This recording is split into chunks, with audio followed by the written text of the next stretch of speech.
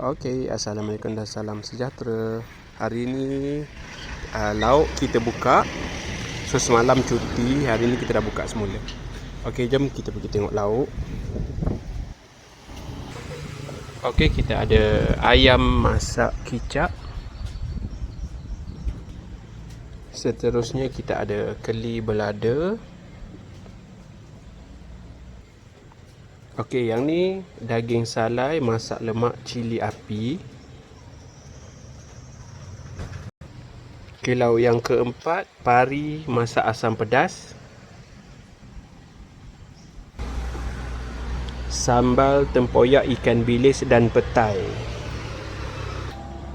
Sayur bendi dan telur goreng. Timun tauco. Dan akhir sekali, sambal jering.